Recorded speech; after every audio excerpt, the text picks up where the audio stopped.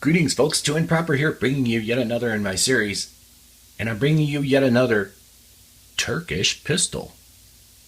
I shit you not. There it is, right there. Sar Arms. This one happens to be from Sarsilmaz, whereas the last one I was bringing you was from Chanik 55. And yes, I'm pronouncing that correctly because I was corrected by a Turk. This is Sarsilmaz, Sar Arms, and it is Sar Arms for the benefit of the American market. As you can see in these big billboard size words, Sar Arms. And then down here, over here, you'll have an outline of the United States. So the American market gets Sar Arms. This is a double action, single action pistol. This pistol is in the CZ format, which means that the slide is riding inside the frame. Right? And it works very well, and I do believe that much coverage where the slide is actually riding in the frame lends a little bit to accuracy. Now I'm sure that there's going to be some know-it-alls out there that are going to be like, well, actually, it's the well, actually, people. Well, actually, it doesn't lend that much to accuracy. Whatevs. But I heard that it does lend to accuracy, that it slides inside the frame. Again, folks, I'm not a gun expert, and I never profess to be. My reviews are actually impressions. It's a double action, single action pistol. And yes, folks, before you cry your real tears, the gun is empty. And this particular pistol does not have the decocker, right? This is merely a safety right here. And it's easy to engage and disengage. And actually, the more I did it, the easier it got. Which is good, you can carry the gun in condition 1 if you want to. You can carry the gun in condition 2 if you want to, by gently and slowly lowering the hammer to the firing pin area. This does have a firing pin block. There's a half-cock feature on this pistol. Right there. Did you see that? I could do that again for you. Right there. Now, I like Keith from Trigger Happy. I like Trigger Happy's reviews, and he was mentioning that because the gun was a double action, single action, he wasn't sure where that came in because of the half-cock mode.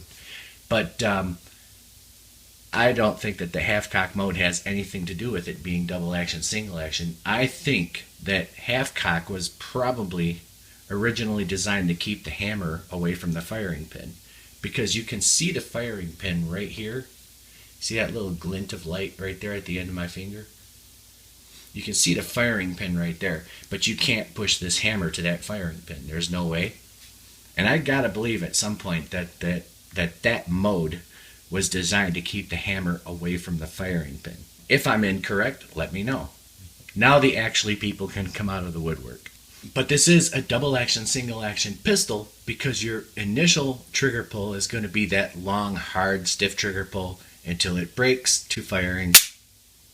And then, of course, the gun cycles itself. And then every subsequent trigger pull is going to be in single action, an easier trigger pull. With this particular pistol, it has its trigger pull for double action listed at 9.4 pounds. Now, that's not a bad weight for the trigger pull, and I never actually got a trigger meter to find out whether or not that was accurate.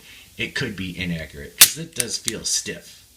It could be 9.4 pounds, but then the single action trigger pull for this pistol is listed at 3.8 pounds. And I believe that because the single action is just really nice. There's a little step and then it releases, but when you're on the range, it's very precise. It's very specific, if I may use a weird word for that. It does have a firing pin block and it comes apart very easily. But before I do that, ergonomically, this pistol is quite nice. This pistol fits in your hand nicely. Well, at least it fits in my hand nicely. This is a compact pistol, so it was whittled down to 13 rounds. I gotta say that this pistol compares more closely in size to, say, the Glock 19. Ergonomically, it fits very well. You can see that it's got the indent here, which brings your hand close to the beaver tail, and then it's got the cutout underneath the trigger here, which brings your hand that much up further. And every finger is actually on the pistol while I'm firing. That's a lot in part because the magazine has this much space that actually lets you utilize your whole hand. I think that's freaking awesome. It feels nicely balanced, and especially when you have a full magazine, it feels even that much better. The pistol is 7.4 inches long. It's 5.2 inches tall from here to here, and that's accurate. It weighs 25.2 ounces. So a Glock 19, for example, weighs 23, I believe. Yes, the Glock 19 is 23.65 ounces, so it's just about 24 ounces. This is probably just about an ounce heavier than the Glock 19. I'll turn it over so you can get a different look. And it is a 1.1 inches wide. So it is not a very thick gun. Maybe here where the slide release and the safety are, it's a little bit thicker. Other than that, this is not that thick a gun. Visually, this gun is beautiful. I think this is a very pretty gun. And of course, you guys know how I feel about black and stainless looking things. Very nice. I keep mentioning that every time I have one. It's, of course, got that thin CZ barrel profile, and there you go. You're looking down the muzzle of a 9mm. I'm sure there's people running with their kids to the basements right now, but yes, the gun was unloaded. And the sight picture for this gun is outstanding. There's very little gas, even though you can't tell from this particular angle. There's very little gas between the rear sights and the front sights when you're looking at it. So wherever that dot is, that is where the round is going. That this gun is one of the most accurate pistols I have in my whole collection. The accuracy of this pistol is second only to my Ruger SR 1911. And again, I'm not shitting you. That is a fact, Jack. This gun is as accurate as the shooter is. It's got a steel guide rod, and that's a plus, although I've never had a problem with my polymer guide rods. To take this pistol apart is very easy. Remove the magazine, and just like all the other CZ variant pistols, if you've ever handled one, you'll know that there's a mark here and a mark here. And let me see if I can bring it up close enough that you can see both marks. Ah, there you go. So there's this dot here and this dot here. You bring them until they meet right about there, and then you're going to flip the gun and you're going to push this button. And we'll do that right now. I'll use the magazine because that's a very stiff button. And then you can pull the pin out and remove your slide. Now, this is a very nicely made gun. Let me bring it up closer to you. Very nicely made. And it's got, of course, that steel guide rod and spring. It's actually a double spring there. And the barrel comes out with these just like all of them. Very nice. Cold hammer forged. Very beautiful. Nicely polished feed ramp. I did not do that myself. That is how the pistol came. They did put a lot of attention into the work. And it goes together just as easily. Double spring in here. Push it.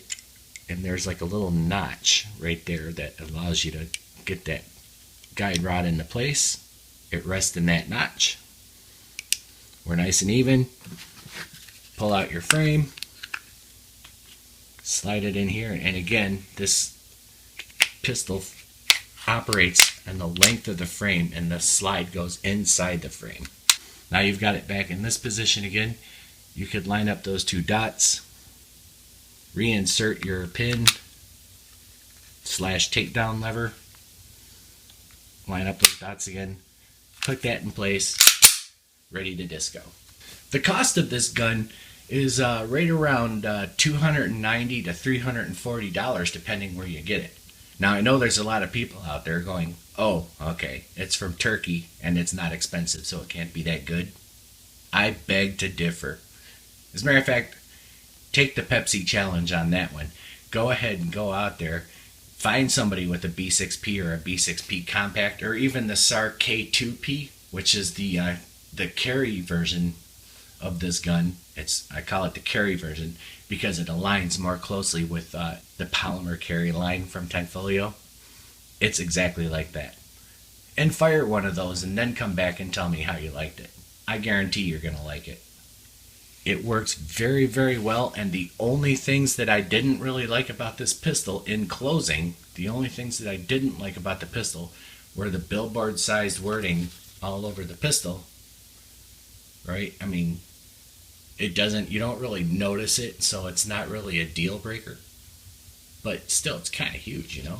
And the other thing that I wasn't too thrilled about with this pistol, or any of these pistols with this format, is that you don't have much grip surface here with the slide. You don't have as much to grab onto, so you've really got to have some, you don't have to have ultra strong fingers and thumbs, but you just don't have as much area. But that's not a deal breaker either, because you're not spending your entire time with this pistol racking the slide. Going on further about this gun, I compared it more closely with the Glock 19 in size. This is a 13-round magazine. The Glock 19 has a 15-round magazine. This is a 7.4-inch pistol, whereas the Glock 19 is 7.28 inches. So it's not really that far off the size on that. This is 5.2 inches tall, while the Glock is 4.99. Oh, again, that's a negligible height difference there. This is 1.1 inches wide this way, while the Glock is 1.18. So they're right about the same, and I think that's got to be with the exceptions of these two levers here. The Glock does not have major protrusions like this. The Glock 19 is 23.65 ounces, and this is 25.2 ounces. The Glock has a 5.5 pound trigger pull, but it's striker fired, so and that way it can't really compare that much, but it's a 5.5 pound trigger pull. And this one has 3.8 pounds in single action, but 9.4 pounds in double action. If I must compare it with a more familiar firearm, this compares that closely with the Glock 19. And I'm sure it compares that closely with some of the CZ compact versions too. So this is it. This is the Sar Arms B6P Compact, Sarsilmaz for those of you from Turkey. And it is an outstanding gun for a person on a budget. Again, you guys know how I am about value. I'm all about value, and this one is no exception. At $300 or less, if you can have this much pistol for that much money, I would say bolt to your local gun store or get a hold of budsguns.com and see if they have one, or anybody else, because if you are just starting, or if you are not exactly Donald Trump with your money, this pistol is more than sufficient to protect you, yourself, your family. It's a good car gun, it's a good house gun, it's a good all-around pistol. I'm too improper. Thank you for watching. Stand by for a photo and video collage following this, as well as some range footage. My email address is scrolling across the bottom of the screen as we speak right now. That's tooimproper@gmail.com. Write, and I will answer, provided you are polite about your question or I have the time. Thank you for watching, folks. God bless America, and keep on protecting your families and yourselves, regardless of what the anti-gun folks want you to think. There's nothing wrong with protecting yourself and your family.